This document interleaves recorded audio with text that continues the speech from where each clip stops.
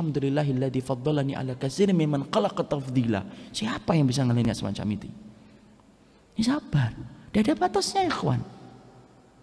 Makanya kalau ada orang yang mengatakan ada batasnya, salah. Kenapa? Sabar itu ibadah. Kalau sudah dikembalikan ibadah, kembalikan kepada ayat Allah, wa'bud rabbaka hatta ya'tiyakal yaqin.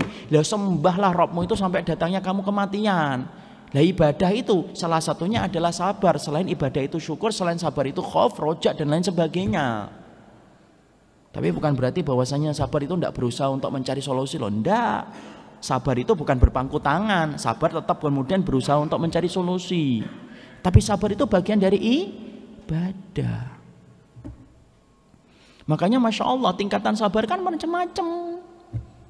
Sabar itu ada berapa? Sabar itu ada 3, ikhwan. Sabar yang pertama sabar dalam taat, yang kedua sabar dalam meninggalkan larangan, dan yang ketiga sabar di dalam menghadapi musibah. Lah banyak manusia masyarakat hari ini pahamnya bahwasanya sabar itu hanya dalam musibah. Betul itu sabar, tapi bukan sesuatu yang satu-satunya dalam kategori sabar. Ternyata para ulama menjelaskan sabar yang paling kecil keutamaannya itu apa? Sabar ketika menghadapi musibah. Tapi sabar yang paling gede keutamaannya itu apa? Sabar dalam taat. Sekarang saya tanya, antum tahu nggak kenapa sabar dalam musibah itu keutamaannya paling kecil? Ada yang bisa jawab? Iya, kenapa sabar menghadapi musibah itu kok paling kecil keutamaannya dibandingkan 2 sabar yang atasnya? Kenapa? Karena kalau antum sabar menghadapi musibah, antum tidak punya pilihan yang baik kecuali sabar. Tidak sabar pun tidak akan merubah keadaan. Makanya kemudian paling kecil keutamaannya. Yang paling gede sabar dalam taat.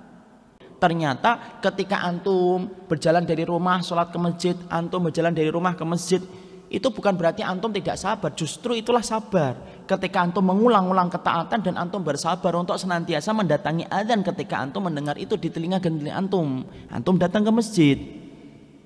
Sebagaimana ketika antum ditawari oleh teman-teman antum dengan dosa dan maksiat, antum katakan enggak, nah, itu juga termasuk sabar. Dan itu keutamanya besar.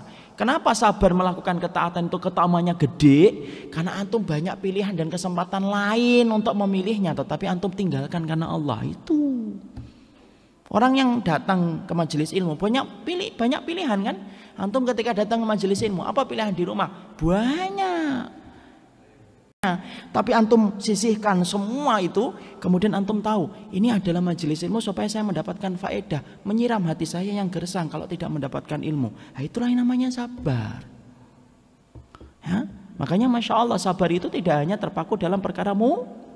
Iyyaka na'budu wa iyyaka nasta'in.